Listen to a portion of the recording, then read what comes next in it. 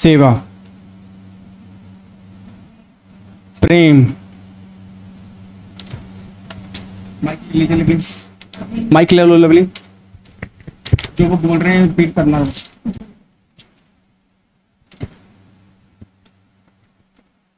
हाँ जी, हाँ जी। धर्म के काम, प्रेम दिखाना। मैं ना एक चीज आपको दिखाता हूँ क्या है धर्म के काम, जो मुझे परमेश्वर ने सिखाया, जो बताया उसके वचन से। मत्ती की अंजील 3 उसकी 13, मत्ती की अंजील 3 की 13। ये मैं धर्म के कामों के बारे में आपको कुछ प्रकटीकरण कर रहा हूँ बस, उसके बाद हम वचन में जाएंगे सीधा। 3 की 13 में क्या लिखा है? उस समय, हाँ जी, उस समय यीशु गलील से यरदन के किनारे यूहन्ना के पास उससे बपतिस्मा लेने आया। हाँ जी, आगे। परंतु यूहन्ना यह कहकर उसे रोकने लगा, मुझे तो तेरे हाथ से बपतिस्मा लेने की आवश्यकता है, यस, और तू मेरे पास आया है। जी।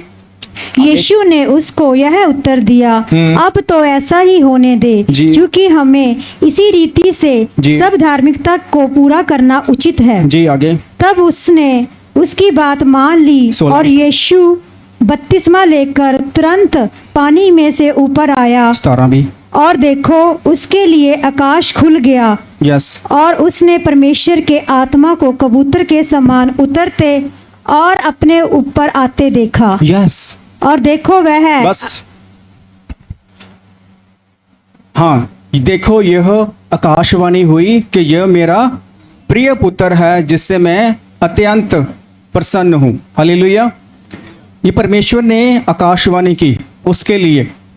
अब इसमें आप पूछोगे धर्म के काम क्या हैं? इसमें ही छिपे हैं धर्म के काम।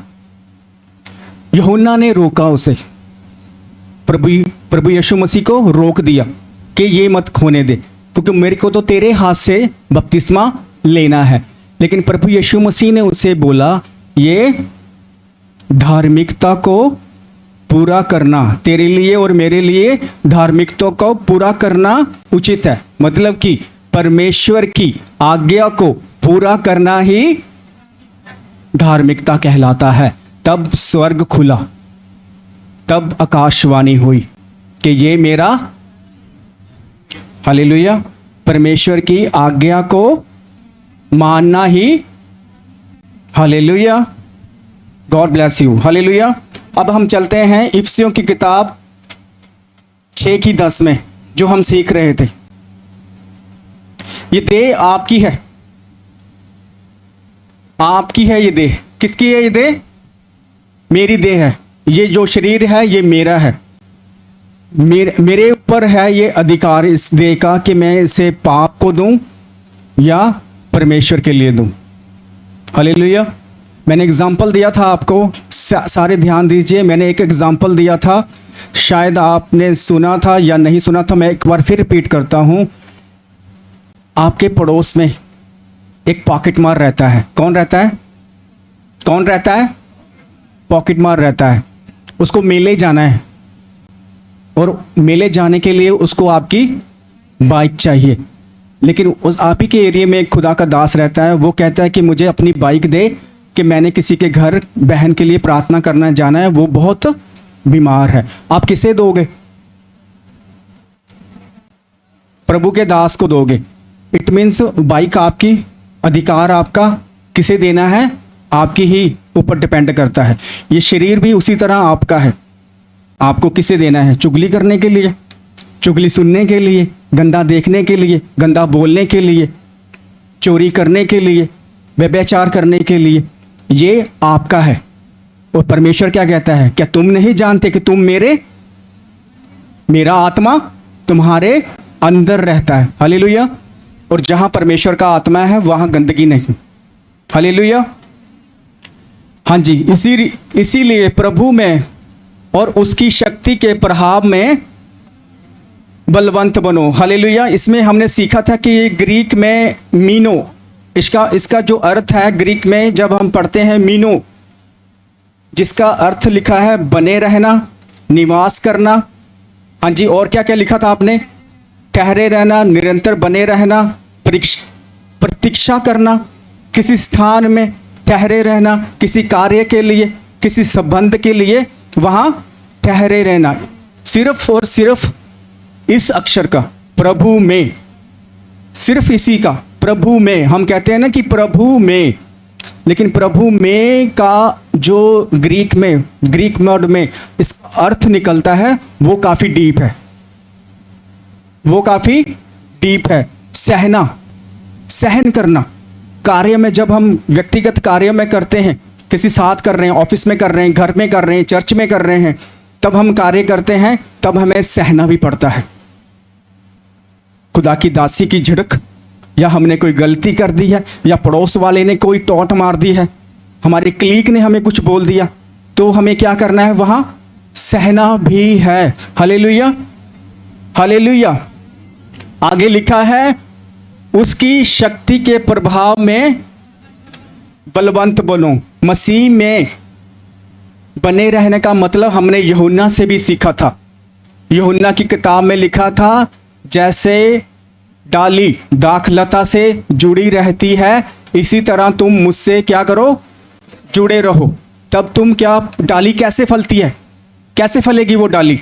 जब वो दाखलता से जुड़ी रहेगी, क्योंकि उसे पोषण कहाँ से मिल रहा है? दाखलता से। मिनरल कैसे मिल रहा है? दाखलता से। जैसे हम मसीह में जुड़े रहते हैं तो हमें कहाँ से मिलेगी हमारी आत्मिक ग्रोथ, आत्मिक लेवल कैसे होगा हमारा? जब हम उसमें मसीह में बने रहेंगे। हालेलुया। अब एक और एग्जांपल देता हूं, पीछे जाना प्लीज, वही लगाना। अब वो कहता है, लगाना प्लीज जल्दी, 10। अब वो कहता है, प्रभु में और उसकी शक्ति के प्रभाव में,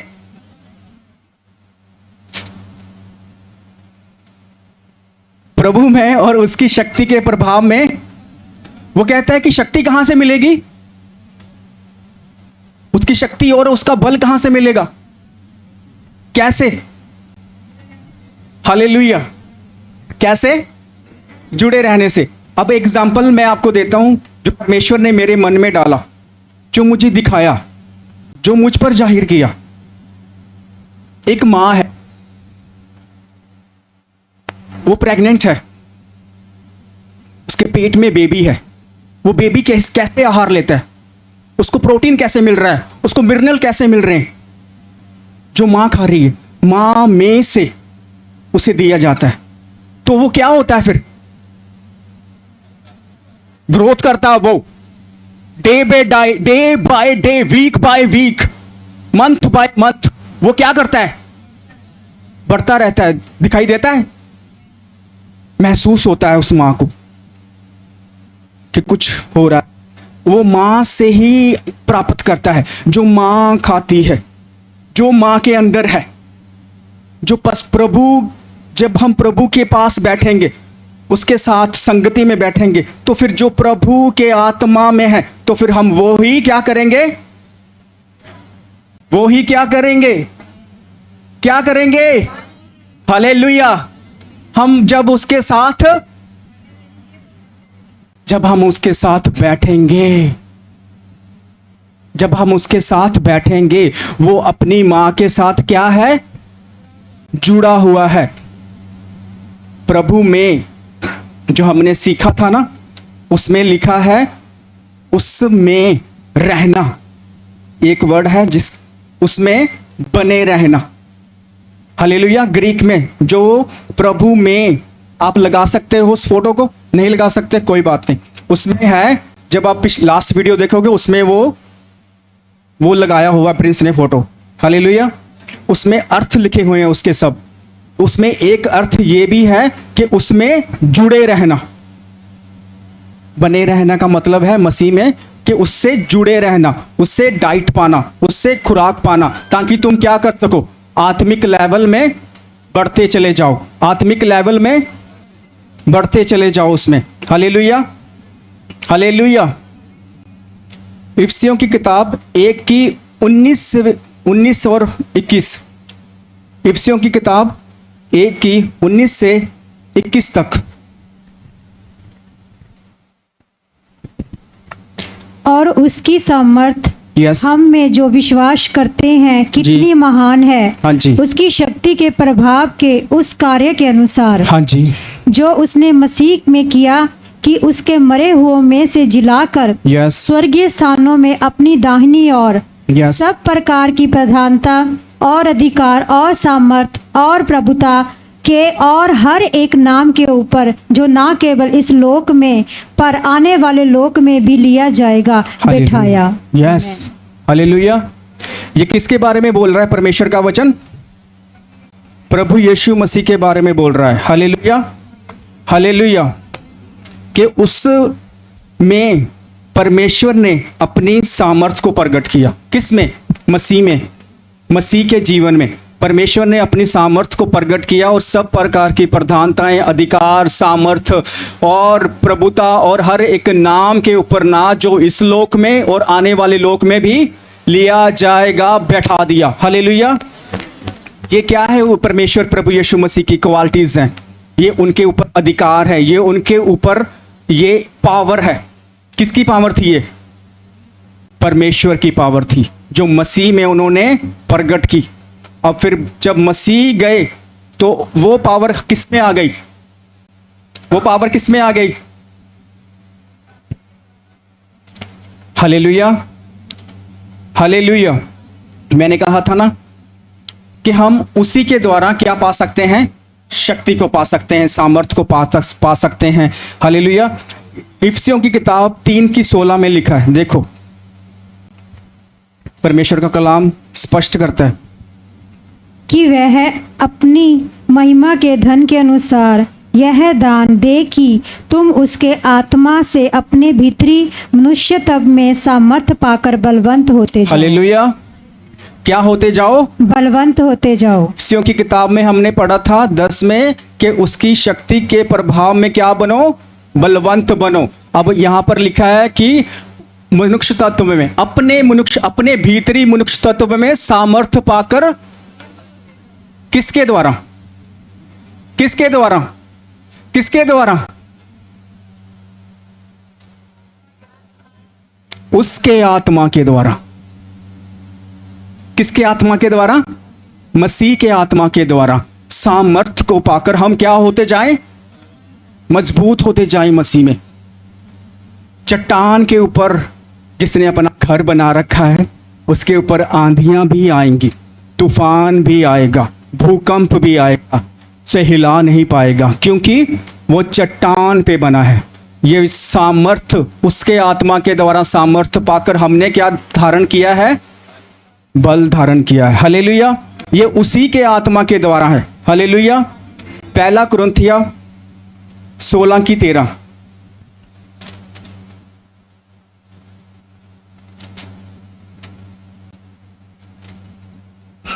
जागते रहो और विश्वास में स्थिर रहो। जी जी पढ़िए 13।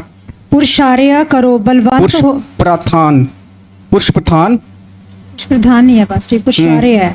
पुरुषार्य जी। पुरुषार्थ करो, बलवंत हो, जो कुछ करते हो प्रेम से करो। हालेलुया। ये क्या कह रहा है? पीछे लगाना। जागते रहो और विश्वास में स्थिर रहो, पुरुष प्रदान करो। हालेलुया। इसका मतलब क्या है? मैंने प्रिंस साहब को भेजा, ये वर्ड है ना जो, इसका मतलब क्या है? इसका मतलब पता है? हम बाइबल पढ़ते जरूर है लेकिन हमें पता लगना चाहिए कि हम क्या पढ़ रहे हैं। इसका मतलब है मेहनत करना। क्या करना? मेहनत करना। हालेलुया। बाइबल में पुरुष पार्थ प्रयास, परिश्रम और अर्थ ईसाई धर्म में इसको इस रूप में देखा जाता है कि परमेश्वर में, मसीह में उसकी महिमा के मार्ग, और जैसे कि वचन में लिखा है जो बोते हैं वे जय जयकार करके काटते हैं। हाथ पैर हिलाने वाला परिश्रमी को प्रभु आशीष देता है। किसको? हाथ और पैर हिलाने वाले को, वो परिश्रमी इंसान को परमेश्वर आशीष देता है। उसमें परमेश्वर की महिमा करना, उसके मार्ग पर चलना, ईमानदारी से अपना जीवन यथार्थ करना और अंत में परमेश्वर की अपनी बुलाहट को क्या करना? पूरा करना। पर परमेश्वर का वचन कहता है क्या करना? मसीह में मेहनत करना जरूरी है। प्रार्थना करना जरूरी है, उपवास करना जरूरी है, आत्मिक एक्टिविटी करना, संगति करना, चर्च जाना जरूरी है हर एक विश्वासी के लिए, हर एक मसीह के लिए। और जो हम ये सीख रहे हैं ना, मैं आपको एक बात बताना चाहता हूँ, जो हम ये सीख रहे हैं, जो ये वचन जो हम सीख रहे हैं, इफिसियों की किताब 6 की 10 से 18 तक, ये जो हथियार है ना, ये जो हथियारों के बारे में बताया गया है, ये हथियार नए लोगों के लिए नहीं है। पहले आपको बता दूं, ये नए लोगों के लिए नहीं है जो अभी मसीह में आए हैं, ये उनके लिए है जो मसीह में पुराने हो चुके हैं, जो 2-3 साल हो चुके हैं, इनको 10 साल हो चुके हैं, 7 साल हो चुके हैं, 5 साल हो चुके हैं, ये उनके लिए है। क्यों है ये? क्या लिखा है यहाँ पर? ये हथियार हैं। ये क्या है? ये हथियार हैं। इफिसियों की किताब 16 की 10, इफिसियों की किताब 16 की 10, आगे